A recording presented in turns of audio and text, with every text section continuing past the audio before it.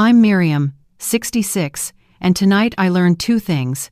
My son's fiancé wants my house key, and the museum's star painting has my secret mark faked in its corner. Hand it over, Miriam, she hissed, while my brooch shattered on marble. I called a conservator, flipped a UV lamp, and the room gasped. Then a blog screamed, "Unstable widow." Funny. Their post went live before our test, and when a left-handed donor whispered, "That crescent stroke is wrong," I knew. Someone's laundering theft with my name and they picked the wrong mother. The marble of the City Museum's new wing snaps cold through my shoes as I balance a tray of canapé napkins for a nervous volunteer. I'm Miriam Calder, 66, retired museum registrar, Thursday ceramics teacher, widow with steady hands, and a lifetime of cataloging other people's treasures. Tonight is the biennial opening, the room humming with benefactors, critics, and the performative hush of money pretending to be culture. Lighting runs like river water over painted walls, champagne sighs. Someone laughs the way people laugh when they want their giving to sound like virtue.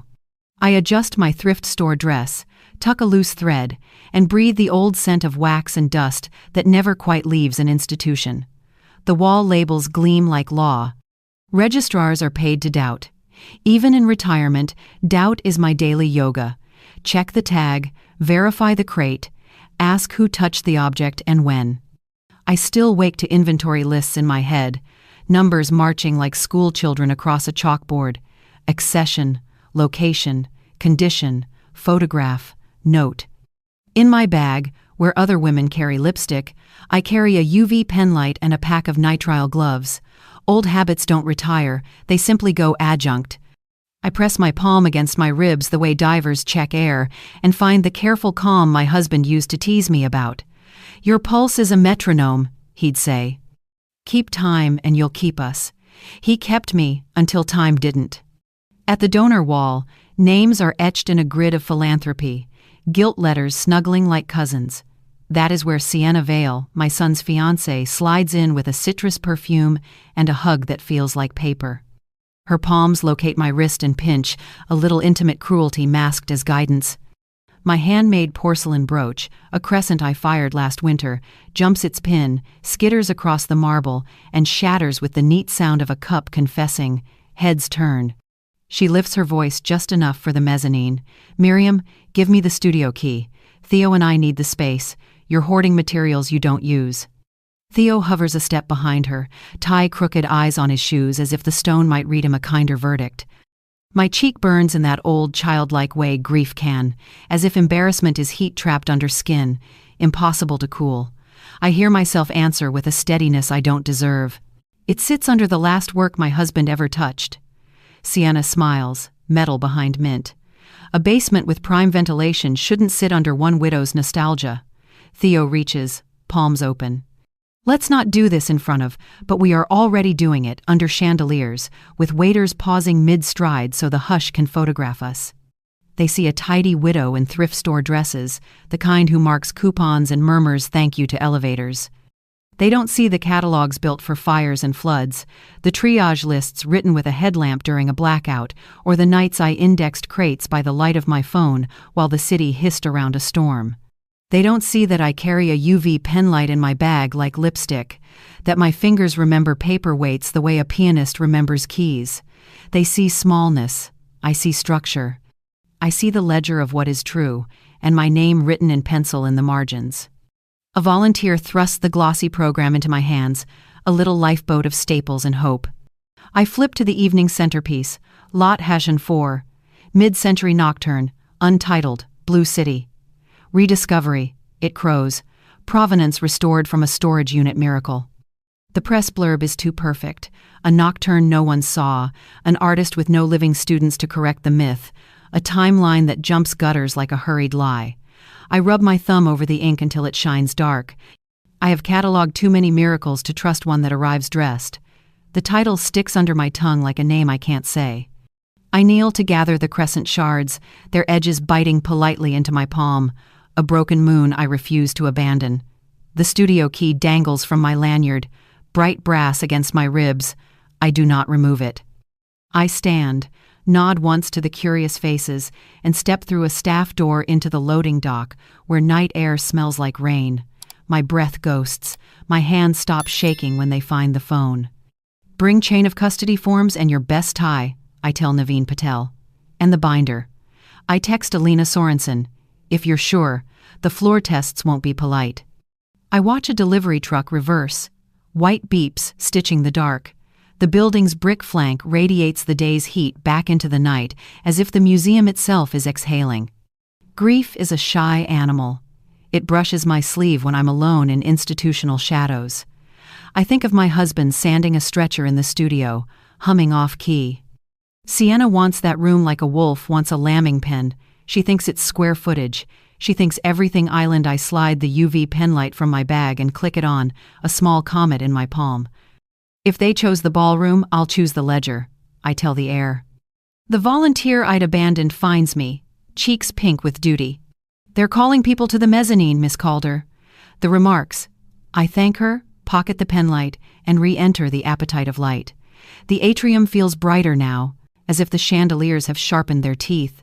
Sienna stands by the roped stanchions, laughing with a photographer, her profile a brand. Theo is half shadow, fingering his phone. The program rides again in my pocket like a live bird. I brush the broken brooch against my skin for spine, and the tiny sting steadies me. Objects remember. The crescent remembers. I do too. Naveen calls back before my pulse can change its step. Already in a cab, he says. And yes, the binder's riding shotgun. I picture its plastic tabs, provenance, materials, anachronisms, chain of custody standing like a row of brave teeth. He tells me to breathe, to keep my hands visible, to let policy be the spine of my anger. I look across the crowd and let myself catalog, because cataloging is how I pray. Blue silk, black tuxedo, silver hair, gold ring, red flag. On the dais, a director clears her throat, and the fundraiser smile drops like a velvet curtain. Nobody knows the play has changed. The speeches meander through gratitude and glassware. Donors are thanked by their longest names. I drift toward the freight corridor to circle behind the main gallery, the way staff learn to move edges first, never the spotlight. Dina, a security guard with a dry smile, nods at me as she keys open a door. Backstage traffic, she mutters. The corridor hums with the building's private weather, compressors, ducts, distant elevators. I stop when I hear my name, like a bead dropped on tile. Sienna's voice floats around the corner, bright and cruel as citrus rind. She's on her phone and she's not pretending kindness. I don't mean to eavesdrop, I mean to breathe. Instead, I hear the sentence that cleaves the evening. Tell Marco the varnish is set. Lightbox is only for show. Her heels click as she turns, satisfied. Varnish. Set. My registrar's brain lights like a switchboard. Varnish cures slow. It needs time and air and honesty. Nobody speaks of setting varnish on a work about to meet donors unless the show is a trick. I back into the dim, the crescent shard warm in my fist, and feel the decision arrive without drama. I will not leave the key, I will choose the ledger. I slide the shard into my pocket and smooth my dress, the trivial dignity that keeps a woman upright in a room that would prefer her small. On the mezzanine, a laugh detonates softly. I count breath, steps, witnesses. Lot 14 waits like a promise written by a stranger. The lightbox glows empty on its cart. Procedure will be my voice now. Doubt will be my instrument tonight. We convene beneath the great leaning steel like 3 notes struck on a low bell. The Sarah eats sound the way the ocean eats small boats. Conversations glide past us in respectful crescents. Naveen materializes first, code already open like a case file, and Alina follows, rolling a slim gray Pelican case with a surgeon's calm. I'm still holding the gala program like evidence, and the crescent shard warms my pocket. Above us, the mezzanine clinks. Down here, the floor is honest concrete and dust. I pulled the policy, Naveen says, tapping his folder. Emergency provenance review can halt a sale if the museum's agent sees credible anomalies. That agent is Victor. He's stubborn, I say, and on probation. Naveen nods, sober, which makes him risk-averse, but procedure is a shield if we give him one. Alina kneels, flips open her case. Swabs, sealed bags, a portable UV lamp the size of a hardback, a loupe. We start without touching paint, she says. Light is legal. If the binding media pops green under UV, I won't apologize for science. I sit carefully on the bench, the steel shadow slicing me in two. Visible foe, Sienna as the face of a rediscovery pipeline. Visible stakes, they want my husband's ventilated studio to age paintings. If they get the key, they widen the river. Naveen studies me the way he studies contracts, seeing where words might shear. Are you choosing this fight? I hear the brittle laugh from upstairs, picture the lightbox prop, remember the sentence about varnish already set. The decision is a steadying weight in my chest. I am. Naveen exhales, a thin, pleased sound. Then, we document. You asked for public, no whispers, no backrooms. You asked for ledger. He lifts his chin toward the stairs, which means no backsies. The words unspool, not angry, just true. We go in front of everyone, no whispers. Public ledger beats private rumor, saying it turns the floor into ground. We agree on the map, find one irrefutable anomaly that can be demonstrated in public and tied to the consignor chain. That pins Victor. We thread our steps through the crowd to find him. Victor Lang stands near the staff door, shoulders up around his ears like borrowed armor. He clutches a radio and a glass of water he's forgotten to drink. His badge glints. The reprimand that came with it may as well be pinned to the other lapel. He clocks Alina's case, Naveen's tie, my steadied face, and visibly calculates the nearest exit. You don't need courage for truth. You need procedure, I say, gentle and relentless as a labeler. Procedure ends my contract if you're wrong, he whispers. He slides his phone toward me for a heartbeat. The email subject line is unmistakable. Probation incident report follow-up. I register the timestamp like a curator reads a crack. We can give you one thing you can't ignore, I say. If we do, will you choose policy over panic? He swallows, throat working. Show me. Alina's glance is both professional and kind. We'll do a non-contact UV sweep and visual microscopy. You stand there, you witness. If the fluorescence and the provenance conflict line up, you halt Lot 14 pending review. Pending review, he echoes, trying the words on like a safer coat. We move as a small tide to the side gallery where Lot 14 waits under a theatrical wash. The frame is too clean. The stretcher glimpsed at the edges has a regular milled bite that prickles my memory. I've handled period stretchers hand-planed, shyly uneven. This one's edges are the same smile all the way around. Stretcher milling pattern, I murmur. Alina leans close without touching, peers past the lip. You see it too. Naveen flips his binder to a tab labeled Materials Wood. The claimed era predates that uniform milling. We'll photograph from 3 angles. He does, careful to keep his shadow off the evidence. In the next tab, Provenance, he slides the submitted letter free. The gallery stamp sits crisp in a corner like a watermark, the year tucked confidently beside it. That gallery closed the year before the date on this stamp. I say, the satisfaction not triumph but confirmation. Somebody borrowed a logo from a dead door. Naveen's pen traces a tidy box around the discrepancy. 1 typo is noise, he says. 2 is music. 3 is a song a judge can hum. He tucks the letter into a clear sleeve and jots the chain. Source Vale Art Logistics Consignor Museum. Vale Art Logistics, Victor repeats, as if hearing the fingerprint in the name for the first time. Shell company registered to the family, Naveen adds softly. We'll pull the papers in the morning. Alina snaps on nitrile gloves, holds up a sealed evidence bag with an empty swab tube inside. Swab numbers, she says, printing the digits on the label while Victor watches. 1 for surface dust, 1 for overpaint edge, 1 for the odd patch here. The odd patch is a smooth rectangle that refuses to breathe like old paint. The pigment list claims PB29, she adds, lips curving wryly. Ultramarine's noble, but the swab hue under visible suggests a modern phthalo mix. We'll confirm. For tonight we show the binder's mood. She lowers the lights with Victor's nod and passes the UV lamp across the surface in a slow, moonlit tide. The varnish blooms, not as a single settled skin but in restless islands. Along the signature's tail, a different green pulses, as if the letter is a newer guest at an old party. Victor inhales. I can almost hear the policy pages turning in his head. Theo appears then, as if conjured by my pulse, jaw tensed, hair coming loose from its product. He pulls me a step aside, out of the lamp's glow. Up close, he smells like a boy after practice, salt and worry. Mom, he says through locked teeth, you're embarrassing me. This isn't you. Cataloging is me, I answer, not unkind. You grew up on packing crates and foam corners. Just hand over the key and stop making a scene. His mouth shapes Sienna's words, their angles too sharp for him. The key isn't to a basement, it's to a boundary. The line lands between us like a small true thing.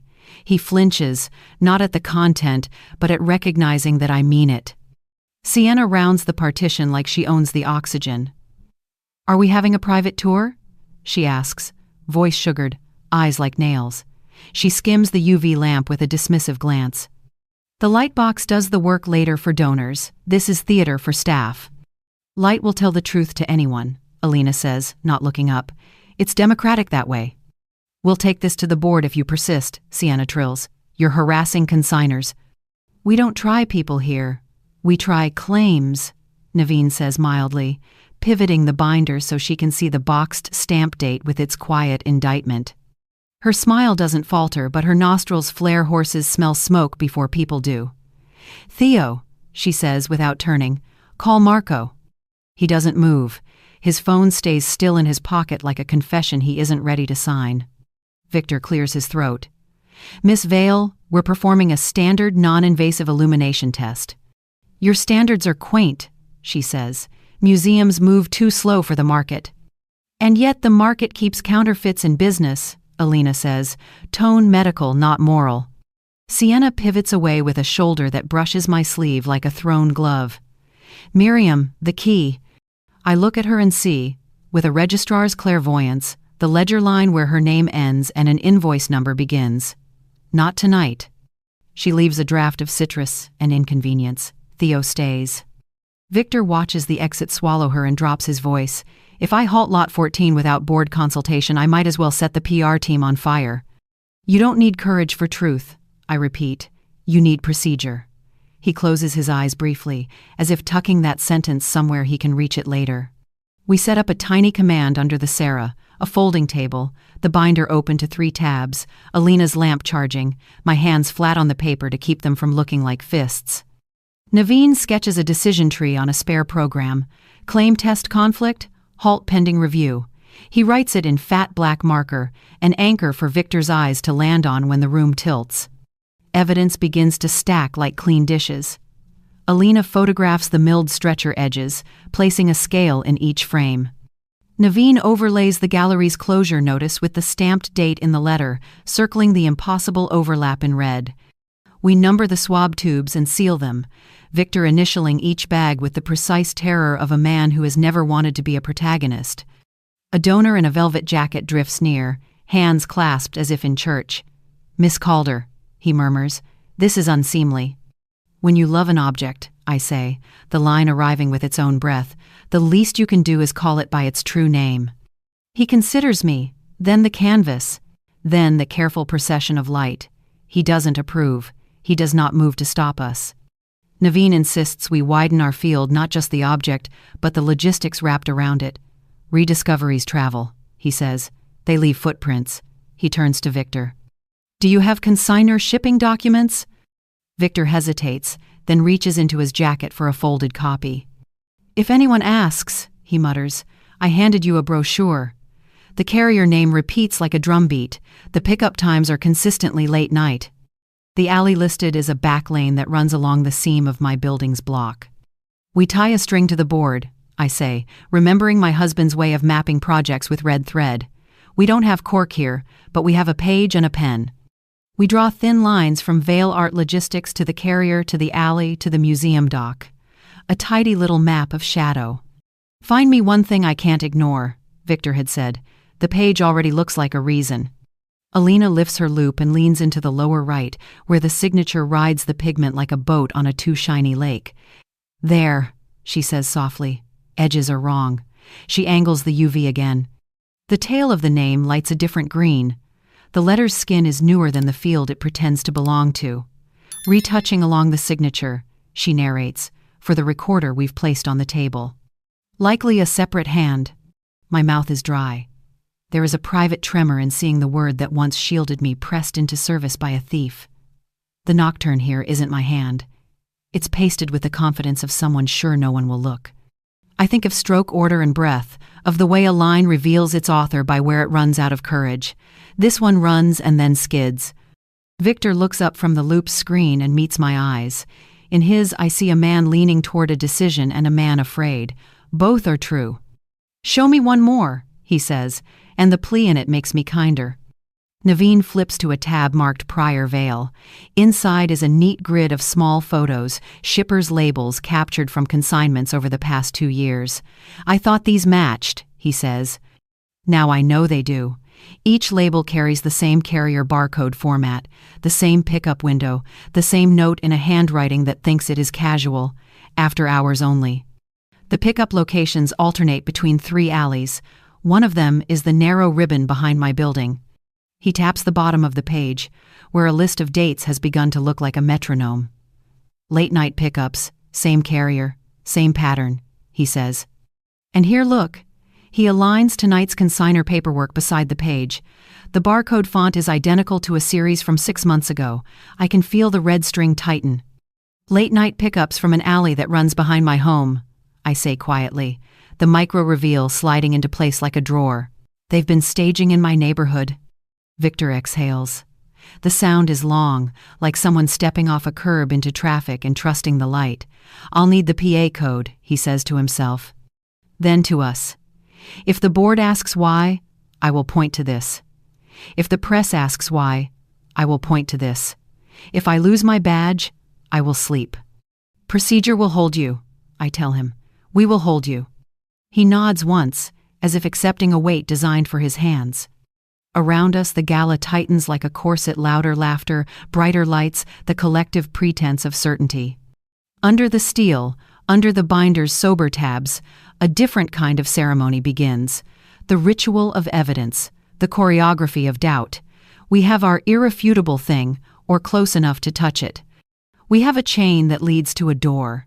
And I, who have kept a life in order by naming what is real, feel my anger refine into purpose, sharp and clean. "Then we do it public," I say. "And we do it clean." By the time I reach my floor, midnight has put a glass dome over the block. The elevator sighs, the hallway smells of boiled rice and floor cleaner, and the door opposite mine opens before I touch my key. Rosa Ortega appears in a quilted robe, the color of a robin's egg, her gray hair in a practical braid, a tin of almond cookies already in her hands. She takes one look at my bandaged finger, clucks softly, and guides me inside as if I'm a parcel that must be signed for. "Sit," she orders. "Tell me what the pretty jackals did this time." I try to make light of it. The gala gloss, the broken brooch like a tiny moon landed wrong, the way Sienna's words rode the room like perfume. Rosa listens the way seamstresses listen to thread tension, to fabric behavior under stress, to the story hands tell while mouths attempt virtue. When I finish, she slides the cookie tin aside and produces a scrapbook, bulky with glued rectangles. "I collect small consistencies," she says, almost apologetic. "Sometimes patterns soothe me." On the first page, carrier labels bloom like pressed leaves, dated, cross-referenced, captioned in neat pencil. "These are from the alley behind the florist," she explains. "That company with the horse logo does late-night pickups Tuesdays and Fridays. And this other one always after midnight, always no signature, always the same driver with the sad mustache. I know his cigarette brand by nose." She flips to a second page. License plates march in tidy columns beside dates. When men move canvases at 2 a.m., I write down license plates. The sentence is half joke, half oath, entirely Rosa. Grief loosens its grip enough for me to smile with my lungs, not just my mouth. "Let me copy a few," I say, reaching for my phone. She waves me toward the scanner app, pleased. Also, mija, eat, she murmurs. The cookie tastes of toasted almonds and stern affection. We cross-reference her labels with the consignor carrier on Victor's paperwork. The fonts and barcodes match with unnerving precision. You have a logistics quilt, I tell her, and she beams. In the quiet between pages, I hear my husband humming as he used to, soft and off-key, sanding a stretcher while dust made a holy weather. I add dates to a notepad, a small thread I can tug in daylight. Before sleep, I text Naveen a photo of Rosa's pages, and he responds with a string of checkmarks and a lawyer's bedtime prayer. Chain is strength. Alina replies an hour later. Bring the brooch shard tomorrow. 4. Fortitude. When I finally lie down, the city hums against the window, a mother cat vibration. Somewhere a delivery truck coughs and subsides. The crescent shard rests on my nightstand like a guardian tooth. I think of the word stewardship and how it tastes like both steel and bread. They don't get to take your downstairs, I tell the dark. The dark, for once, agrees. Morning makes the museum feel newly washed, its marble cool as a withheld opinion. I enter through the catering dock with my worn staff pin turned backward, a disguise that works only because I wear it like truth.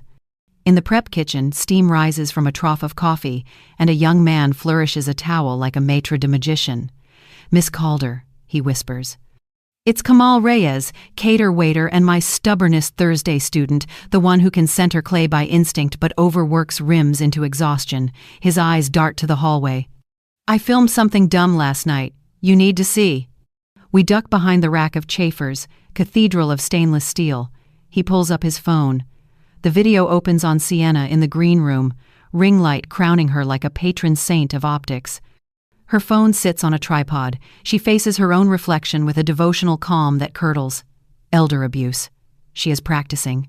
Tears on command, voice pitched to tremble. She tries 3 versions, each more polished than the last. A man's laugh off camera, uncertain Theo. I thought the ring light was off, Kamal says, cheeks hot with secondhand shame.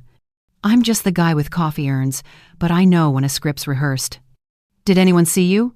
I ask, checking reflexively for expose risk. He shakes his head. I was filling carafes. Invisible is my superpower. He grins without joy. I saved the clip in case. You said objects remember, so do phones. I rest my palm on his shoulder in a quick blessing I hope YouTube would approve. You did good, I tell him. He shifts, suddenly boyish. My grandmother says you can tell a liar by whether their lips pause when their eyes would if they were thinking. Her lips didn't pause. I tuck the phone away in my brain's chain of custody. Back on the floor, docents drift like soft-winged birds, rehearsing their phrases. I blend with them, the trick of people who have spent careers in rooms built to flatter money.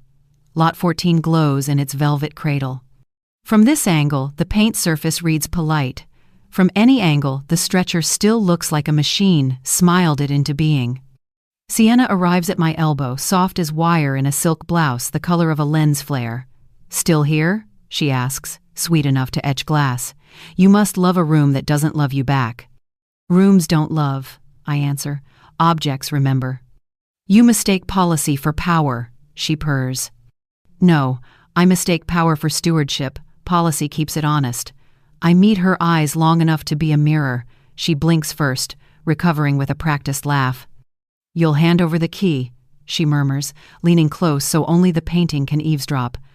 Or we'll make sure the board knows about your episodes. The word lands like a gum wrapper, sticky, trivial, suffocating if inhaled. Write the story you need, I say. We'll read the object we have. She slides away, leaving citrus and threat behind. Victor arrives with Alina in tow, both wearing the look of people who slept near decisions. He's carrying a clipboard and a small index card stuck under the clip. I catch a glimpse 4 digits and a pound sign. PA override, I ask. He startles, then nods. In case we need to speak over the music. He swallows. If we call it, we might as well set the PR team on fire. Alina is already gloving. Fire cleans, she says dryly. So does light. We reposition the stanchion slightly to control sightlines. A public demonstration can be both evidence and protection. Security guard Dina ambles by, pretending boredom with the skill of a ballerina disguising strain. She pops her gum softly. "Lightbox ready for its big day?" she jokes, then rolls her eyes toward the unplugged cord. "Funny how props stay props." I meet her gaze. "Never powered?" she snorts. "It hums when it means it. Last night, quiet as a wallet." The confirmation clicks into the larger ledger. "You don't need a working lightbox when you're staging belief." "Thanks, Dina," I say. "If anyone asks, we were discussing OSHA." She winks, ambles on, the unnoticed backbone every museum runs on. Alina dims the track just enough to make the UV read, and the canvas blooms like a nocturnal garden. Old varnish should fluoresce gently and even sigh. Here it comes in patches, as if someone taught the surface to lie but forgot to coach the corners. Along the signature, the green changes register newer music laid over an old song. "Note the overpaint bridges here and here," Alina narrates for Victor, her voice strictly professional.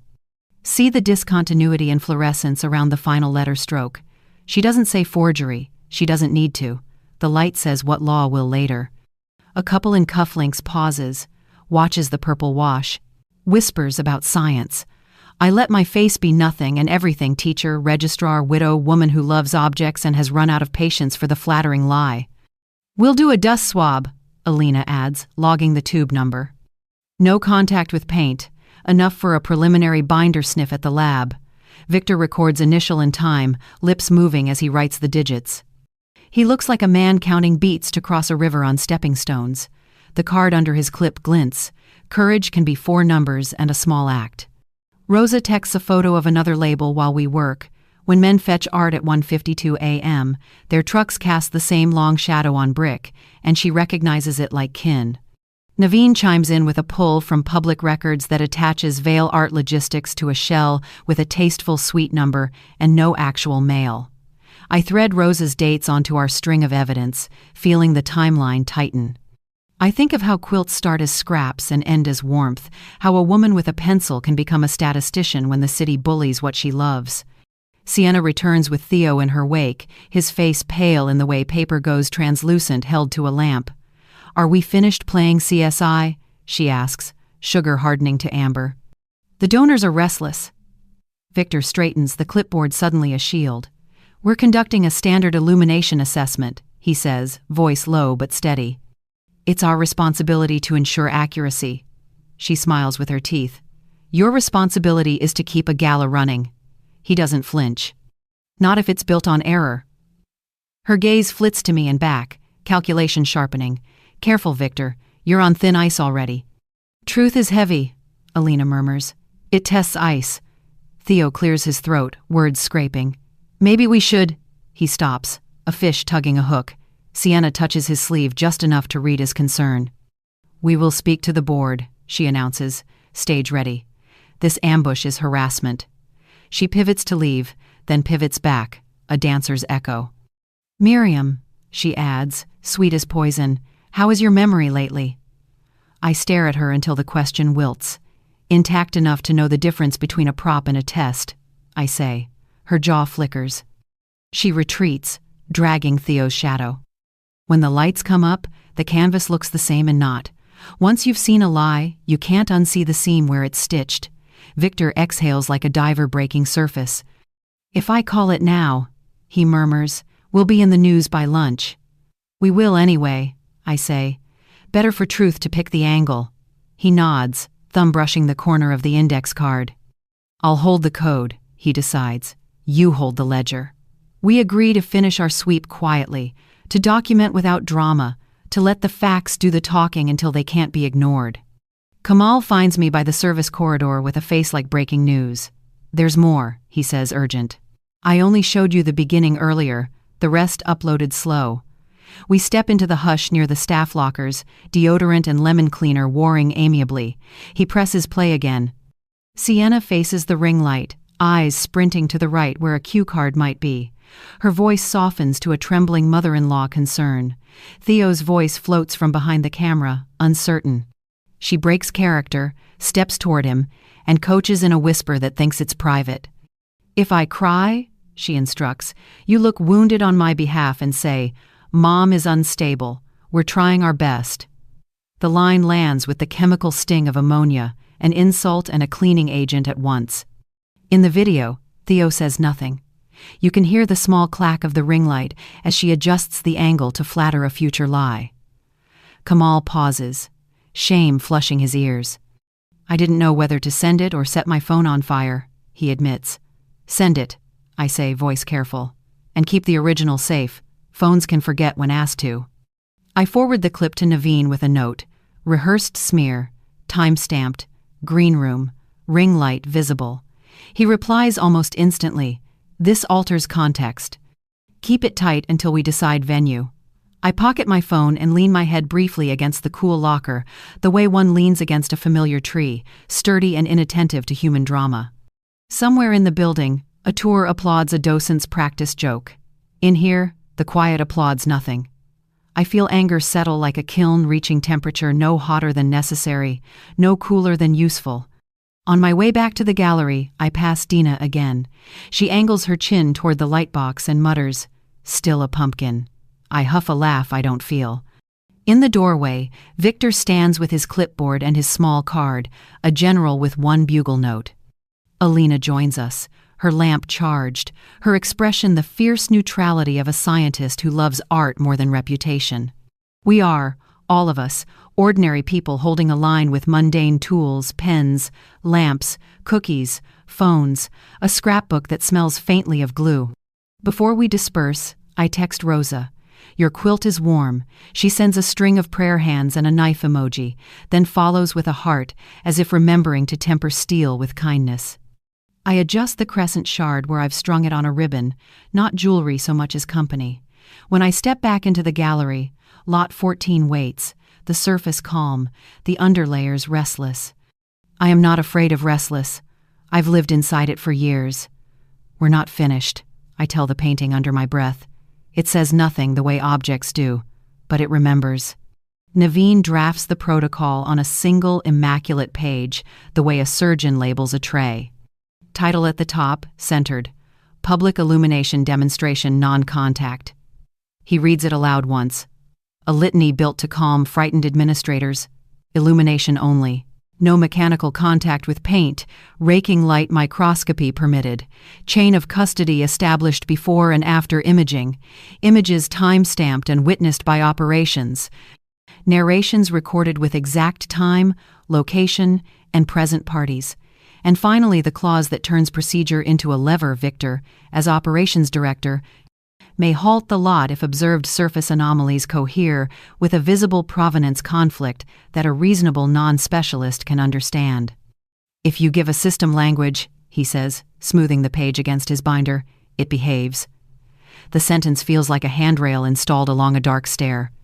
We plan the public demonstration where the spectacle will protect us right before Lot 4 goes live, under lights that flatter donors but reveal paint. "I'll present the chain of custody summary on mic," I tell Naveen. He nods, already slotting slides into the small education projector. First, the gallery letter with the confident stamp. Second, the public notice, proving that gallery closed the previous year. Third, the stretcher edge's machine-milled smile versus period hand-planed bite. Alina checks her lamp, spare batteries, and loop. She tapes a fresh lens wipe to her forearm like a field medic. Victor practices with the PA override, 4 digits that look small and feel enormous. "If I press this," he murmurs, "we exit polite." "Polite is a costume," I say. "Truth can wear cotton." We set the stage by moving furniture a breadth to the left so sightlines are honest. The stanchions corral the curious without trapping them. Dina, the guard, drifts by and pretends to complain about OSHA while quietly blocking a trustee from leaning on a plinth. Donors begin to gather emerald silk, navy tucks, hungry eyes. Sienna is radiant with certainty, each hair obeying a private treaty with humidity. Theo looks seasick, the color of a man who suddenly realizes the ground can testify. I tuck the crescent shard into my palm like a talisman, its edge a reminder that craft can cut. "Microphone's up," Naveen says. I step to the discreet stand. My voice rides the room before I do. When you love an object, the least you can do is call it by its true name. A hush falls, the performative hush of money pretending to be humility. We will perform a non-contact illumination to assess surface history and stability. I continue. Illumination only, no touching, witnessed by operations. Victor aligns himself within earshot, clipboard already dated, pen uncapped, the posture of a man who wants his correctness notarized by time. Alina dims the track just enough to let ultraviolet breathe. Fluorescence doesn't care who bought the champagne, she says, mostly for me, and the lamp's violet tide slides across the blue. Areas fluoresce that should be quiet. The varnish answers in skittish islands instead of a settled sigh. I keep my voice calm, almost bored. Note the overpaint bridges here and here. Alina hovers while I trace air above two tiny spans where new medium leaps over old topography. The supposed 50-year patina enzymes don't fluoresce as expected. She nudges the loop into position so Victor can stare the contradiction in the face. Naveen gestures to the projector. Slide 1. The provenance letter, its stamp in the upper corner wearing the year like a medal. Slide 2. A scanned closure notice for that gallery 1 year earlier, public record, pulled from the city's archive. Gasps feather across the mezzanine. Phones rise, little lanterns of appetite. Another slide splits the stretcher comparison. Left, hand-planed, shyly uneven. Right, a crisp, uniform milling pattern that didn't exist when the painting pretends to have been stretched. The labels are plain, font unglamorous, the way truth looks when it has nothing to prove. Victor swallows, squares his shoulders, and lifts the mic. Pending independent review, he says, careful as a man crossing stones in rain. Lot 14 is paused. The room exhales in theater applause, palms seeking absolution. People clap to ensure themselves against consequence. For a heartbeat, victory shivers through me. The clean relief of procedure spoken aloud, the sound of a system remembering its spine. Theo closes his eyes. Sienna, mid-aisle, pivots with balletic speed into her next costume. This is elder harassment, she announces, the compassion set to high. Miriam has harangued me for months. She hates my success. She produces a printed blog post, the headline engineered to travel without context. Former registrar faces cognitive decline, sources say. The word sources performs like a chorus line. The room tilts a few degrees in its direction. This was embargoed, she purrs, but transparency is love. The timestamp winks from the footer, posted a solid 10 minutes before our demonstration began. The smear arrives pre-dated, like a cake delivered before anyone sends invitations. We don't try people here. We try claims, Naveen says, palm out. He slides the print into a clear sleeve, his pen drawing a small, merciless box around the timestamp. The cameras adore that neat rectangle. I watch the split. A few faces glazed with relief at my supposed decline, a few startled into thought, most undecided but eager for whichever side will trend. The auctioneer hovers nearby, ready to re-gild the evening with a joke if the board signals panic. I hold the microphone and refuse to be lured off the object. Alina's lamp cruises lower right, the corner that always carried my quiet mischief. Under UV, a tiny crescent micromark ghosts into view. My style, my secret, except it's faked. The curve slants clockwise, not counter. The dot sits outside the radius, not tucked inside the curl like a seed. The hair on my arms lifts. The counterfeiters learned the note but not the breath. Alina catches me seeing it. She doesn't speak. We are two women holding a fact between molars, waiting for the right courtroom to bite. Theo drifts close, voice small, raw. Mom, let it go. I want to say I've been letting go since the day we lowered his father into the city's red earth. I say the only thing that will fit in this moment and still be true. This is not about me. His gaze flicks to Sienna. She offers him a public-facing look of worry that would photograph as devotion. Somewhere behind us, Dina mutters near the unplugged light box. It only hums when it's real, and keeps walking. Patron saint of battery drawers. The crowd tilts again because that is what crowds do when they are asked to choose between evidence and a narrative that flatters their prior donations. I repeat my line into the mic, as if labels can steer a ship. When you love an object, the least you can do is call it by its true name. A donor in emerald studies the screen with the intensity of someone learning where their signature ends and stewardship begins. Another whispers lawsuit like a spell. Victor's knuckles are white on the clipboard, but his voice when he uses it is steady. A woman I recognize only by posture steps nearer, silk rustling the way paper does when it agrees to truth. "Miss Park," she offers, almost bowing, left-handed calligrapher. Her eyes, trained by ink and discipline, live in the lower right. That crescent stroke order is wrong. Whoever faked it writes right-handed. She draws a quick air curve with her left hand counterclockwise, dot tucked, pressure rising then easing. My skin prickles. Left divided by right will matter later, in a forum where hands are evidence and not merely adornment. I nod once, the grateful acknowledgement of one craftswoman to another. Naveen advances to the prior slide and leaves the closure notice parked beside the stamped letter, a diptych any board member can pretend they discovered personally tomorrow. He keeps his tone unheeded. "We will submit materials to 2 independent labs," he says. "We invite any collector here to observe the chain. The invitation is both olive branch and trap. Anyone who accepts becomes a witness with fewer places to hide." Someone asks about the light box. Dina smiles without teeth. "Prop today," she says. "Science when it plugs in." Sienna, undeterred, clutches the blog print like a relic she intends to parade through the nave. "I have prayed for Miriam's healing," she proclaims, implementing piety as a PR asset. Alina doesn't look up. "Fluorescence doesn't care who bought the champagne," she repeats for the room this time, and turns the lamp off. We raise the ambient light. The painting looks unchanged to anyone who didn't see the lie glow, which is to say, unchanged to those most susceptible to future lies. We log the plants deliberately, as if placing flags. Guests capture the projection of the provenance typo. Naveen encourages it with a calm hand gesture. Screenshots multiply like insurance. The blog smear printout now lives in a sleeve, the timestamp circled in pen, its pre-demo posting a quiet confession. The fake crescent's placement clockwise slant, dot outside lives in my pocketed ledger, a line I will spend in public when it can't be stolen by spin.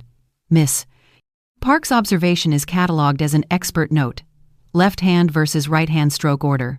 Pedagogically simple, evidentially sharp. The auctioneer attempts to restore the party with a quip about beauty and bids, but the heir has learned a new word halted and refuses to forget it. Some guests fade toward the bar. A few come closer, their faces at museum distance. Curious rather than combative. Theo lingers in the middle distance, not committed to either shoreline. Sienna arranges her expression like a bouquet. Victor pockets the override card as if it is a talisman freshly charged. Naveen refolds the protocol. Alina coils her cord like a rosary. I slide the crescent shard back against my skin and feel it warm to my pulse. The false win glitters briefly. The applause, the pause, the borrowed righteousness, and then reality returns. The smear will run, the board will wring hands, the press will audition adjectives. Donors will test market their consciences. Still, something irreversible happened under the lamps. A public body saw a contradiction and obeyed its own language. A crowd logged a timestamp and learned it could read. An everyday expert shifted a narrative with a single, left-hand curve of air. We have not reached justice, we have started its paperwork. I step to the mic one last time, to make the ending sentence that will fit into short clips without becoming a cudgel. We are not accusing a person tonight, I say, eyes on the painting, not the cameras. We are interrogating a claim. I look at Theo because he is my son and still, sometimes, my student. We'll go home when the object's name is right. He nods, a half movement, the beginning of a boundary learning its shape. Sienna opens her mouth and thinks better. Dina, passing, tips an invisible hat. Miss Park melts back into silk and discretion. We break down the impromptu lab with the bored competence of people who have done harder things in uglier rooms. The projector clicks, the lamp sleeps. The binder closes with the satisfaction of a drawer that no longer sticks. Victor thanks us in a voice that sounds like sleep found him for the first time this month. I'll take the board, he says. Procedure first. Procedure always, Naveen replies, and the word becomes a small, useful prayer. When I step into the loading dock's cooler air, the city exhales with me. I think of my husband sanding a stretcher until a curve told the truth. In the lower right of the painting, a counterfeit crescent waits like a sealed envelope. Not tonight, I tell it. Soon. Some secrets serve justice best when they ripen under ordinary light. I close my hand over the shard at my throat and let its edge remind me. Objects remember, and so do the people who love them past comfort.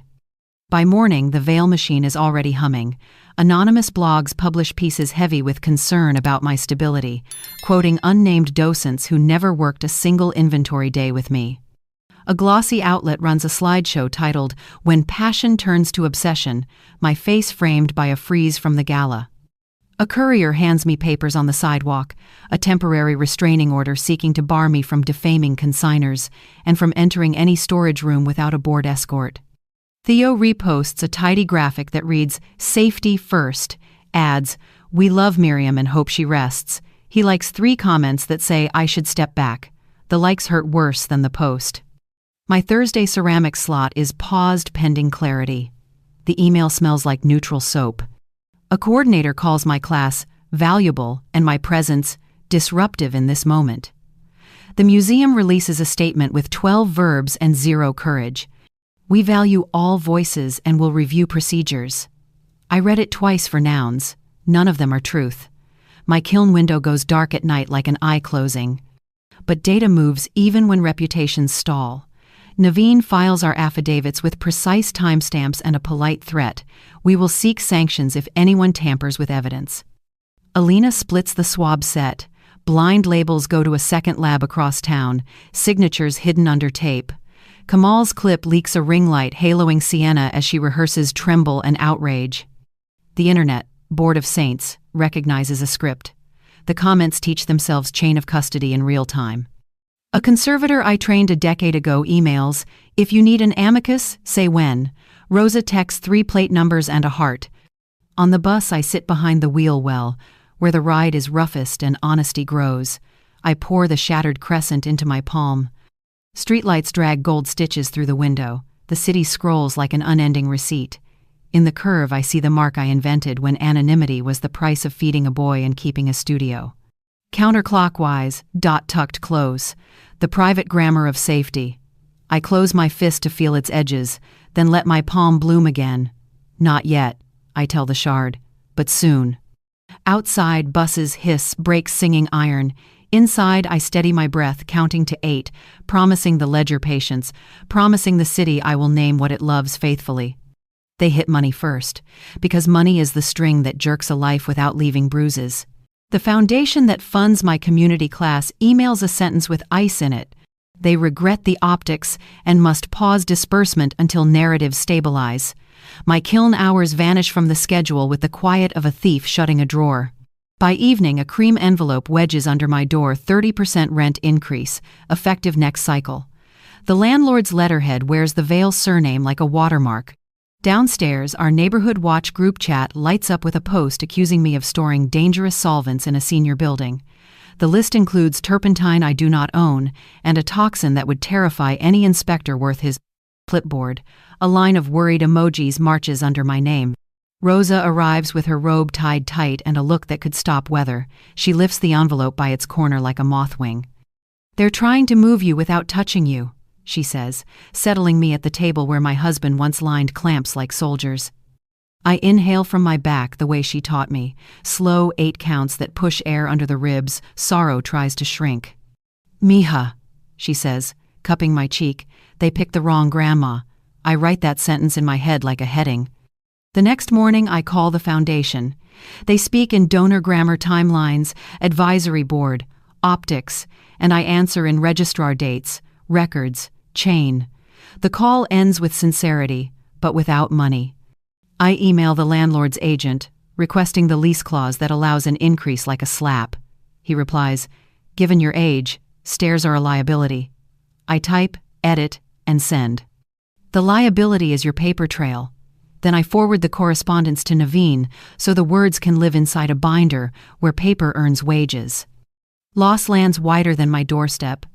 Rosa's niece, promised an admin job by Sienna for 3 hopeful months, receives a one-line retraction. We're going in a different direction. The direction is away from my surname. She comes over in a stiff blouse and a brave smile and lets Rosa spoon soup into her like a spell. I can temp, she says. I can wait. On my phone, Victor forwards a PDF with language pulverized to neutrality. He is formally reprimanded for halting a lot without board consultation, for exposing the institution to reputational risk, for doing his job when courage was inconvenient. He texts after, I did the right thing, and it feels like failing. Not sure I keep my badge.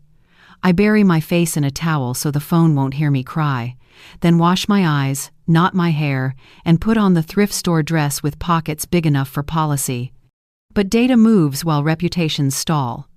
Alina splits the first set of swabs and sends blind twins to a second lab across town, signatures hidden under tape. The second lab corroborates the first, a modern synthetic binder at the retouched signature edge of Lot 14, chemical families that did not exist when the paint pretends to have hardened. Concordant, she texts, the loveliest word in our field when the world wants a fight. I print the note and clip it into Naveen's binder. I stick a copy on my refrigerator where grocery lists used to be ambition. Rosa spreads her scrapbook across my table again, a quilt of carrier labels and pencil dates. Patterns appear the way dawn does shy, then entire. Pickups cluster in rhythms that match known auction cycles, the very weeks a ring would choose to age pieces between manipulations. She has starred nights when idling trucks made longer shadows on brick. I copy the starred dates into a calendar, and the quilt warms. Patterns soothe me, she murmurs. Patterns prove things, I answer, and she laughs in her sewing machine register. Naveen pulls filings like weeds, shipping labels tied to a shell registered as Vale Art Logistics, tasteful suite number, no employees, many courier accounts. He prints the corporate pages on plain paper to keep the work ugly. We don't need them to like you, he says softly, shuffling the stack. We need them to settle. I trace a registered agent's name with my finger the way a potter tests a lip. I picture a deposition room where charisma collapses into yes, no, or silence. At the museum, Dina meets me by the dock on her break with a thermos cup and a fact. Lightbox is a photo prop, she says. Never powered. It hums when it means it. That thing hasn't hummed once this season. She watches a gull as if it could sign an affidavit. I'll say it live if I have to, she adds. Everyday witness testimony weighs more than a PDF printed on nice stock. It smells like the hallway where it was spoken, and juries believe hallways. The neighborhood watch thread updates with a photo of an inspection notice taped to our door. I meet the inspector with my MSDS binder, a fume hood sticker, and the smile of a woman who would rather throw a bowl than throw a tantrum. He nods at vinegar, dish soap, and rubbing alcohol. Someone reported turpentine, he offers, apologetic. Someone has imagination, I answer. Gentle. He signs. I slip his card into plastic and add the visit to my log. Kamal's clip leaks. The internet, board of saints, recognizes a script. Sienna, rehearsing tremble and outrage under a ring light. Theo's voice off camera. The reflection of a cue card in the black glass of her phone. Commenters teach one another chain of custody in real time and identify the green room by its scuffed baseboard. A young conservator posts a thread on binding media for civilians. Science doesn't care who bought the champagne, she writes, throwing Alina's line like a dart that lands. Then Dina texts a still from a security camera, cropped to spare bystanders. Sienna walks briskly through storage, a heat gun looped by its cord, face set in purpose. The timestamp reads 11:47 p. The night before the gala, no benign reason, no permission, no ambiguity. Heat gun equals varnish manipulation. Any conservator can translate that grammar. We log the image, annotate the time, and ask Dina for a short note naming what she saw and where she stood. She replies with a thumbs up and a skull, her humor dry as a crate. Micro reveal number 5 slides into the binder with a quiet thud. Alina, seeing the still, squints the way experts squint when their bodies remember tools. That grip is a hobbyist's vanity, she says. A conservator holds heat like a bite. She's holding performance. The sentence tastes like iron. I picture the ghost crescent in the lower right and my scalp prickles again. Naveen combs the restraining order filings the way he combs contracts every day to Hinge. In the attachments, he finds a draft with a birthday 2 days before the gala. He circles the metadata and texts the screenshot. Micro reveal number 6. Their response was written before our demonstration existed, a press kit waiting for its cue. Not criminal on its face, he says on the phone, but premeditation in the court of ordinary sense. I hear a printer in his office like rain. Victor calls from a plaza bench where pigeons conduct a committee. I did the right thing and it feels like failing, he says. They want an apology to the board. Apologize for the panic, not the pause, I suggest. He snorts. They don't note nuance. Then note it for them, I say. You halted a claim you couldn't sleep beside. He exhales. I miss forklifts. You still have forklifts, I answer. You just added daylight. Meanwhile, the foundation posts a vague update about shifting priorities. My class receives a message. Due to instructor hiatus. Sessions are postponed. One student reply-alls bless her courage and writes, My mom only leaves the house for this class. The director answers with a calendar link and no apology. A gallery I once advised declines coffee this season. Seasons, the last polite refuge of cowards. I walk to keep from phoning Theo to say unforgivable things. A child chalks a crescent on the sidewalk and stamps a dot inside the curl. Counterclockwise, tidy. I do not read omens, I read patterns. The pattern says pressure rises before it yields. The pattern says people rehearsing lies think timing is truth. The pattern says everyday hands know authorship by how a stroke begins and where it breathes. Naveen drafts 2 letters. The first goes to the foundation, attaching the lab's concordant findings and inviting them to fund a public teach-in on provenance and micro-marking for safety. The second goes to the landlord's agent, requesting itemized justification for the increase and citing city code on retaliatory hikes, including fine amounts. We are not loud, he reminds me. We are precise. I print copies and file them in my kitchen drawer under batteries and rubber bands. Domesticity and due process share a drawer. Both keep houses standing. Evening settles with soup and rain. Rosa's niece texts a selfie and a temp badge. Smile fragile but real. Work is work, she writes. Rosa sends a photo of her timeline quilt with 2 fresh, neat stitches. Kamal says he bought a second phone because backups are love. Alina reminds me to drink water before anger calcifies. Victor texts, bored tomorrow, bringing the ladder to reach my courage. I send back a picture of the binder spine with a sticky note that reads, Procedure, always. At my table, I write chain of custody cards in my neatest registrar hand. Heat gun still.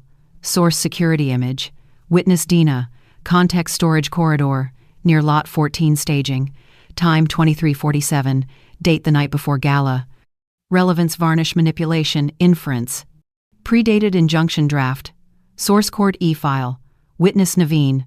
Context RO filings. Draft date 2 days pre-gala. Relevance premeditation narrative. Second lab confirmation. Source lab B report. Witness Alina. Context blind sample. Result modern binder at signature edge. Relevance object level contradiction. I stack the cards like prayer and slide them into plastic sleeves that click shut with small satisfactions. Before sleep, I open the window. The city smells of wet breaks and fried onions, the perfume of truth trying to live an ordinary life. I touch the crescent shard at my throat and feel its tiny tooth say, keep going. Somewhere a board calendar pings, somewhere a heat gun cools in a drawer, somewhere a judge is about to learn the difference between story and chain. Be useful, I text Theo, and stop there. Mercy is sometimes not saying the rest. I turn off the lamp and let the binder hold the weight for a few hours while my ribs learn breath again. The night the secret scratches the door, the house is too quiet to be innocent. I sit in my husband's basement studio with the unspooled silence grief leaves behind, elbows on the scarred oak where his sanding block still sleeps beneath a rag. The bare bulb hums like a throat clearing. On the work table, I lay a photograph sealed in an archival sleeve, the first crescent I ever tucked into a wall, drawn at 48 when I was angrier than the city. I pressed ultramarine, turned counterclockwise, placed the dot inside the curl like a seed. I called that hidden signature nocturne. It protected me when my name protected my son. If I unmask now, I burn the shelter that kept us safe. If I stay masked, someone else owns my mark and spends my life like counterfeit. The chair across from me is empty but not vacant. I set a second cup of tea beside it because ritual is the handrail I hold when the stairs tilt. You told me to be careful. You never told me to be small, I say to the space where he sat sanding frames and pretending not to watch me think. Upstairs, the radiator knocks syllables. In my mind, the wrong crescent we caught under ultraviolet keeps glowing, the clockwise lean, the dot outside the curve, confidence mistaking itself for authorship. A lie can study your gestures and still stumble where you breathe. My phone shivers on the table. Naveen asks if I am safe to talk. I call. His voice carries its own lamp. We can win without you exposing yourself, he says. The lab data suffices. 2 concordant binders. The heat gun still. The predated injunction. We can drag this across the line without stripping you. Winning isn't the same as repair, I answer. If I stay quiet, Sienna will claim I invented the crescent after the scandal. If I speak as Nocturne, elder artists who hide might see a path to name and safety. He lets the pause breathe. If you light this match, the air changes. Then we open a window. We plan the stage under ordinary lamps, so spectacle cannot own the terms. Public arts tonight. I suggest a national program that loves a sober teardown. Naveen still has a producer's number from a restitution panel years ago. He texts, receives a ring inside 10 minutes, mouths that they want a pre-interview. We center education, I say. We show chain, stroke order, fluorescence, logistics. We name methods, not enemies. Alina replies with a checklist. A demo panel split into proper versus doctored glow. A period stretcher and a modern milled bar. A loop camera, swab diagrams, plain language cards. Victor agrees to come if he may speak personally, not institutionally. Personally is where truth lives. I write the tells we still need on a card and tape it to the lamp. Left hand versus right hand stroke order, Miss Park can make breath visible. A geotag that places a canvas in the Vale Alley before its supposed rediscovery. Kamal says he can pull exif from a staffer's story. Proof that the Vale's own Theo's debt terms, signatures, some honest paper that explains a coward's obedience. I do not want to rake my son's wallet on camera. I want to give him a door out of a trap. I visit the cafe that smells like cinnamon and photocopiers. Kamal sits with 2 phones and a face that says he slept in relays. Staffers live on stories, he says. Everything gets posted. People delete, but the cloud remembers where their feet stood. He searches a username we both know from scheduling emails, finds a clipped rectangle wrapped in craft, blue edge peeking where tape tore. Men's shoes. An alley scarred with gum. I know that nicked edge the way hands know handles. Tell me it isn't lot 14, he says. I enlarge. Feel my stomach identify before my eyes vote. It island. He opens metadata like a flower. GPS numbers, time, the little compass the phone hides. 4 months earlier than the rediscovery. He grins with relief and fear. Exif never lies unless you teach it to, he says. They didn't. Naveen arrives, orders tea, and starts a chain card in tidy lawyer hand. Source, witness, context, time, date, relevance. Geotag pins the lie to a curb. He says, satisfied but not smug. We decide to blur all faces. We decide to name only methods and times. Ethics travels farther than drama. The son problem waits like a shut drawer. To secure motive cleanly, we need the paper that shows the Vale's own, Theo's breath cosign agreements, term sheets, signatures that turned favor into leash. I do not want his shame turned into anybody's content, least of all mine. I compose a message that asks without accusing, a copy, even blurred, that proves the relationship exists, so I can defend the work and the boy at once. I end with the only instruction that still fits us both: be useful. At midnight, I talk to the empty chair because keeping faith with the dead means letting them carry what they can. You told me to be careful. You never told me to be small, I say. The bulb answers with a soft hum, as if warming a yes. Somewhere, a neighbor's radio plays a song that believes in daylight. I press the crescent shard into my palm and feel its tooth, the conviction of fired clay. The producer's pre-interview feels like a small dissertation defense. She is gentle but not indulgent. "We need each claim to carry a layperson's handle," she says. "We build handles." Naveen frames chain and consequence. Alina compresses fluorescence into 3 sentences. I explain the nocturne mark as a stewardship practice born of safety, not mystique. When she asks whether I am willing to say the name on air, the room stands taller. "Yes," I answer, before fear buys time. But the reveal belongs to the object's truth, not a stunt. We schedule for 3 nights hence. In the quiet between storms, I prep the lesson parts. I throw a plain bowl to remind my hands how steadiness feels. I print Miss Park's diagrams in large type. I tape a card to the lamp that says, "Talk to the object, not the camera. Let the city laugh. The ledger names. It does not shout." Naveen stops by with filings and the last chance question. "You're sure?" he asks. "Once you say you are nocturne, the world will try your windows." I look at the first crescent's photo, feel anger age into calm. I'm sure. "What is this if not revenge?" he asks. "Repair," I say, and the word tastes clean. Miss Park visits with a brush and a travel bottle of ink. At my kitchen table, she draws the crescent left-handed while narrating breath, pressure, and turn. Then she switches hands and fakes it right-handed. The pause moves to the wrong place. The weight falls late. "People think handedness is which hand holds the tool," she says. "It is actually where the breath chooses to turn. I practice once, twice. Stop. Ritual is a resource you do not spend casually. Keep your breath for the hour," she says, and caps the bottle. Kamal calls to report that the EXIF set is clean and saved in triplicate. He reads the coordinates and the date like a hymn. He has captured a second story 2 months later, same alley, different canvas size, same carrier truck. Responsibility makes his voice tall. I tell him to sleep. He tells me to eat. We laugh because 2 imperatives can be true and still be hard.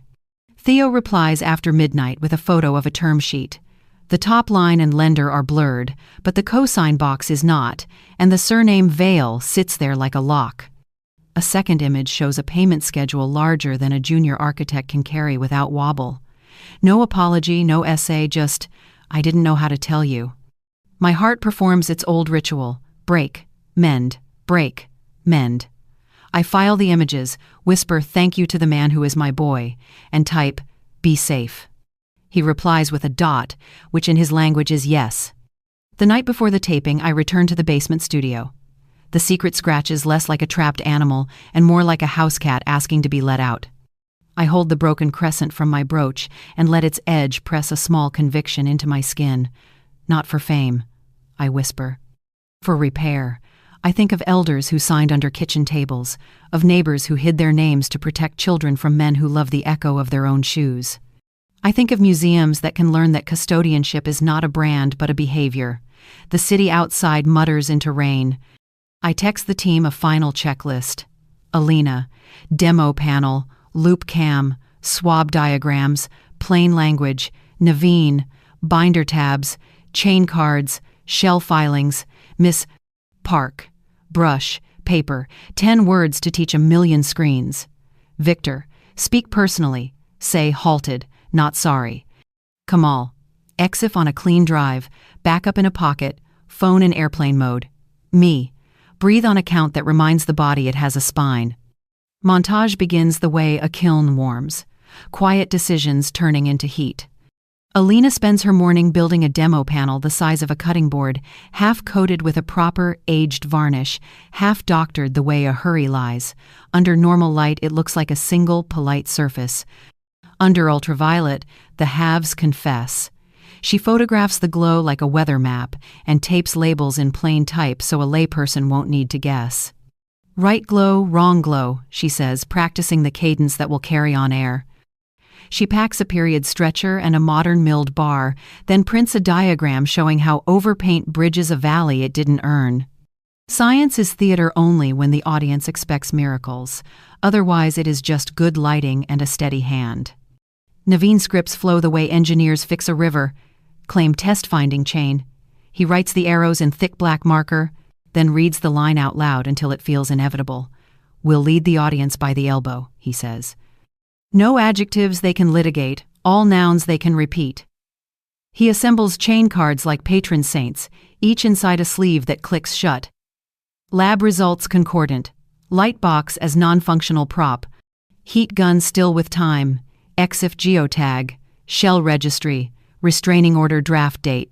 He builds a lean slide deck that refuses decoration, and he rehearses looking at the camera as if it were a curious student, not a jury waiting for a quarrel.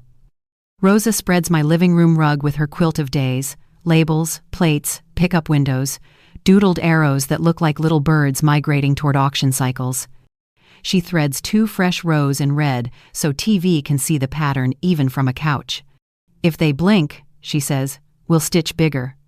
She marks nights where trucks idled long enough to make Brick remember, and when she ties off the thread with her teeth, I feel the room nod in gratitude. Everyday hands can carry evidence without trembling. Victor rehearses in an empty conference room, his hands trembling anyway. He practices saying halted instead of sorry, and independent review instead of crisis.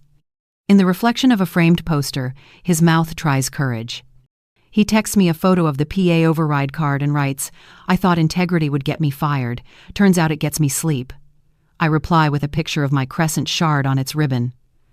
Objects remember, so do men who were taught to apologize before they spoke. Miss Park stands at my kitchen table with a brush and a travel bottle of ink, translating craft to ordinary speech. "Left-handed stroke order," she explains, drawing a crescent as if pouring tea. Breath begins here, turns early, eases the pressure as it comes home. She switches hands, mimics the right-handed fake, the pause stranded where breath couldn't find itself, the weight falling late. "Say it like this," she coaches me. "Handedness isn't which hand you hold, it's where the breath chooses to turn." I practice once, stop before confidence ruins grace. I take a day to throw a plain bowl. Clay centers slow, patient to the point of insult, until my palms learn its spin. I trim a quiet foot, carve a crescent beneath the rim where no camera will find it, and breathe. When a bowl doesn't wobble, I tell myself, you can walk across a room with soup. Between sets, I stand at the open window and let the city's steam tell me the weather of resolve. That night, I sleep with the binder on the chair beside my bed like a vigilant dog. Public Arts Tonight is a studio wrapped in soft blacks and measured promises. The host's voice pre-interview is low, calming, a hand on the shoulder of jittery truth. When the red light lifts, she begins with the question a city thinks it wants. "Are you here to ruin a young curator's career?" I refuse the trap and its confetti. "We seek to stop theft masquerading as scholarship." My voice is not loud. It lands like a label under a light. She blinks once, interested. Alina rolls the demo panel under UV. Side by side, the right glow and the wrong wash the screen in 2 temperatures of honesty. She names what blooms and what sulks, how genuine age sighs evenly while doctored skins gossip in patches. She places the period stretcher and the modern bar in the host's hands so that weight itself can testify. "Your fingers can feel the century," she says, and the host laughs with surprise the way people laugh when evidence greets them like a neighbor. Miss Park steps into her square of light, brush loaded, and draws the crescent as a left-hander does counterclockwise, dot tucked close like a seed that understands night. Then she mimics the right-handed fake, and the room senses the wrongness before the words arrive. "This is not mystique," she tells the camera. "It's breath, pressure, turn order. You cannot counterfeit someone's lungs." The host's eyes brighten. On the monitor, I see comments blooming in real time, hands at home tracing air. Naveen reveals the shipping shell. Veil, art logistics, tasteful suite, empty chairs, many accounts. He clicks to the EXIF geotag and reads the coordinates. On the screen, the alley appears. Gum-printed concrete, the craft-wrapped edge of Lot 14's canvas peeking through tape, months before its supposed rediscovery. "Claim," he says. "Test. Finding. Chain." He doesn't look triumphant. He looks relieved to be useful. Juries love that face. So does a decent public. Victor testifies to the halt, his sentence steady as a forklift with a priceless crate. "I'll take the hit," he says, But I won't sell a lie. The studio air crackles the way air does when it recognizes an adult in the room. He adds that he wants an independent review panel for consignments and a cooling-off policy when PR arrives before evidence. The host nods as if signing something none of us can see. I can almost hear boardrooms recalibrating in their chairs. Between segments, the producer breathes. Phones are gentle. It means the audience wants to learn, not to shout. We return from break, and the host asks the daylight question. Are you prepared for libel suits? I meet the lens. Truth is a slow blade. It doesn't need to swing. Behind the glass, someone exclaims very softly, then remembers to be quiet. The line lands and does not gloat. My phone, face down on the chair, quivers a moth-bothered vibration. During a cutaway to the demo panel, I glance. Theo. They asked me to sign a statement saying you've had episodes since Dad.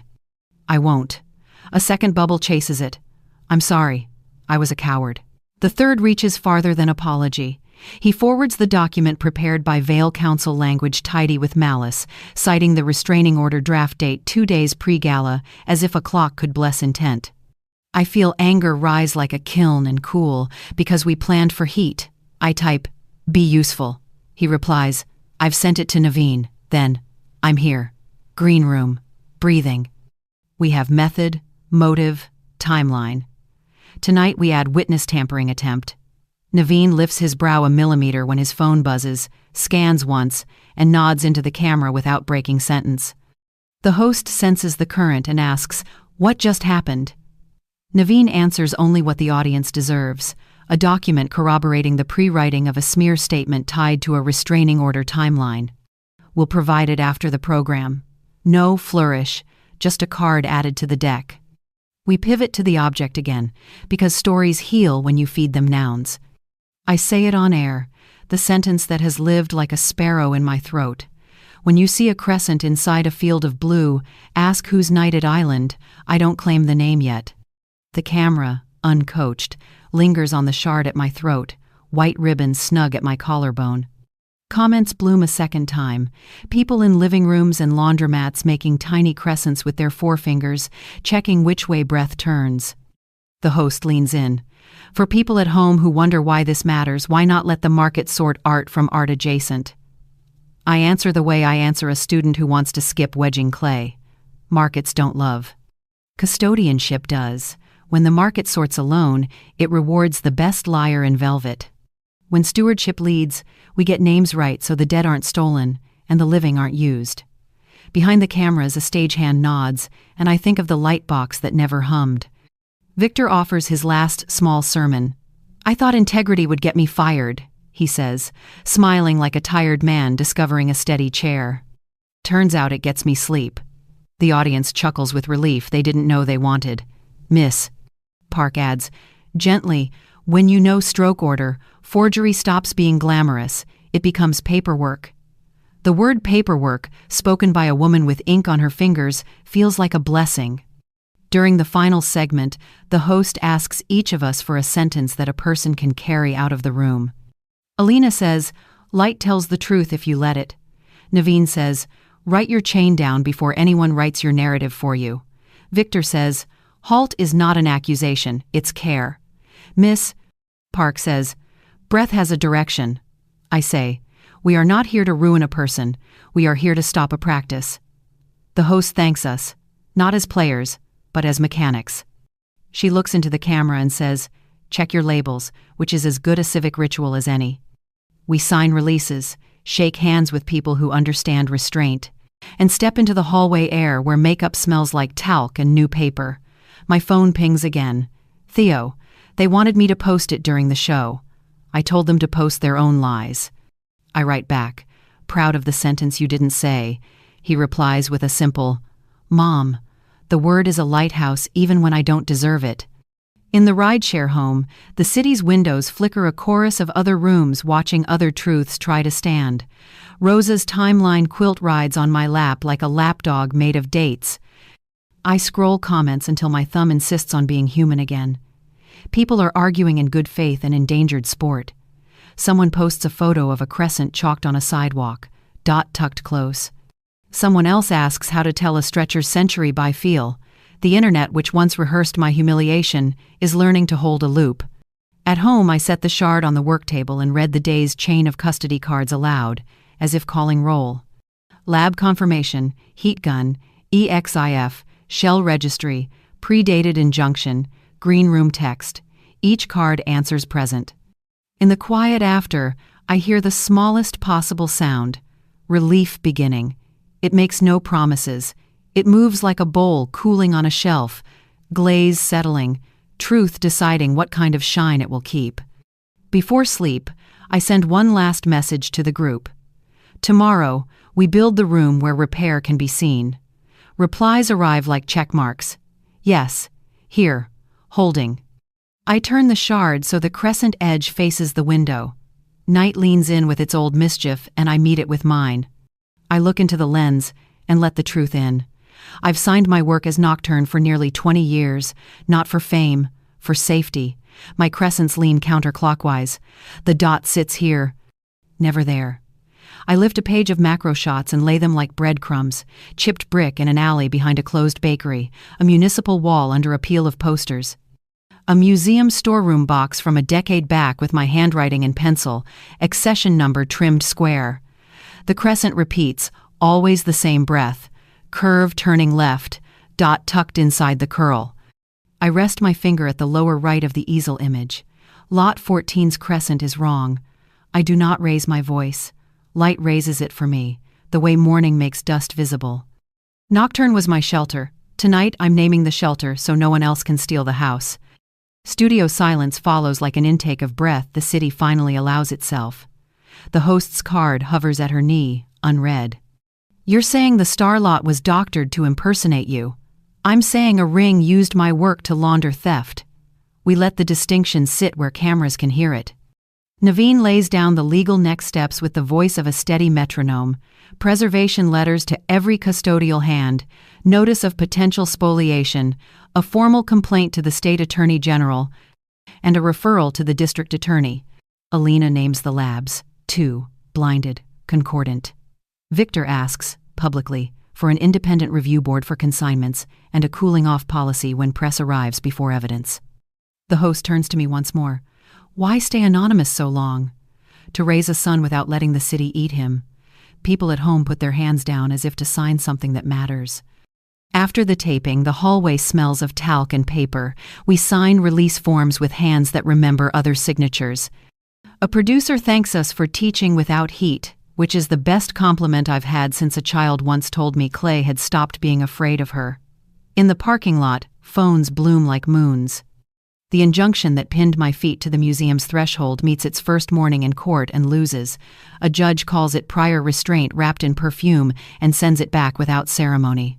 By dusk, the district attorney confirms a probe into Vale art logistics, no adjectives, only the nouns that start clocks. Naveen's letters go out, stamped, faxed, emailed, hand-delivered where it matters. Alina files the raw fluorescence videos to 3 drives and 2 clouds. Victor walks home slower than he arrived, as if permission to sleep requires gentleness. The museum blinks, then remembers it has a spine that isn't rented. An email posts to the website, a pause on all outside consignments pending review, the formation of an independent board composed of conservators, registrars, and 2 public members, the elevation of Victor Lang to collections integrity, effective immediately. I read the lines twice, not because I doubt them, but because joy is shy around institutions. In the break room, Dina texts a photo of a cake someone set beside the batteries, white frosting, blue letters that wobble halted with care. She adds, "Not my handwriting." I write back a heart and a crescent. At home, Rosa stitches a new border on the quilt, so television eyes can follow the weeks as they bend away from harm. "You sew policy where people can see it," she says, and knots the thread with her teeth. Theo loses a client the next morning, the sort of boutique account that flatters a young architect just enough to keep him obedient. He texts, "Lost the Sawyer lobby." I answer with the word that steadies us both, "Breathe." He asks to meet off camera. We sit on a bench under a ginkgo that litters the sidewalk with gold like a careless rich ant. He is thinner than I remember him being last month. I unplugged from them. he says, meaning the veils. It feels like stepping off scaffolding and hoping there's a stair. He looks at his hands. Mom, I know what a boundary looks like now. I let the sentence stand unframed. Good, then you know why you don't get the key. He laughs, a small, clean sound that doesn't apologize for being late. At my kitchen table that evening, we draft our own repair in miniature. I register the Calder Trust for Elder Artists with the state's small charities form, $50 and a promise. The mission fits on one page: pro bono clinics on provenance, micro-marking for safety, and basic record-keeping for artists who work in the margins of applause. Alina volunteers to teach fluorescence without fear. Miss Park designs a handout titled, Breath Has a Direction. Rosa insists on coffee, cookies, and a quiet corner for stories that need to be told before they can be sorted. Naveen builds a simple release so no one's truth becomes someone else's content without permission. We announce the first clinic for the last Saturday of the month. 10 slots fill in an hour, 40 names join a waiting list. Call this the opposite of laundering, I say. Call it rinsing. 2 days later, the host calls to ask if we will stay for a brief follow-up viewer questions, clarifications, no drama. I agree on the condition we return to the object each time a question tries to become a person. In the green room, Victor ties his tie twice and then removes it altogether. Collections integrity, he says, testing the new title like a rung. I thought integrity would get me fired. Turns out it gets me sleep. The segment is calm. We display the chain cards like playing pieces. The host helps the audience see how each rectangle answers to the others. When a caller asks if art can survive this much paperwork, I answer, paperwork is how we love what we can't keep. The studio quiet approves.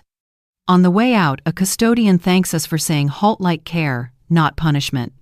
Emails multiply like birds at dawn. One subject line stops me with its lack of performance. Hello from Ohio. The message is plain. A retired painter describes signing under baseboards when her landlord prowled studios for flammables, using a symbol only her sister knew. She is 79 and still paints small night windows because big ones draw trouble. I thought I was the only one who hid my signature to stay safe, she writes. Thank you. Micro reveal. Final. Not a flourish, but a door opening quietly in another city. I forward the note to the team and to Theo, who responds with a heart and a dot, our new yes. I answer the painter with the itinerary for our first clinic and a promise that no camera will enter without permission. Across the alley, a saxophone learns a scale and then forgives itself. The tag arrives the way glaze finds its shine after heat, after time. I'm alone at the wheel, trimming the lip of a plain bowl. The studio breathes in its honest way, damp clay and clean iron. People think truth arrives like thunder, I say, soft, the ribboned shard warm against my throat. Mostly it's glaze, heat, time, and a quiet shine you can't fake. I set the bowl on a shelf beside others that will not wobble. The crescent under the rim catches low light, not a brand but a memory, a private sentence between object and maker. Off camera, a phone pings in the next room, a reminder to drink water, a calendar note about the clinic, a sun's dot that means yes. I wash my hands and let the day cool. Tomorrow we will throw another plain bowl and name what needs naming. Thank you for watching until the end. If this story touched your heart even a little, that's our greatest joy. If you'd like, please share your thoughts in the comments. We'll keep bringing you stories that stay with you, so please consider subscribing to the channel. See you in the next video.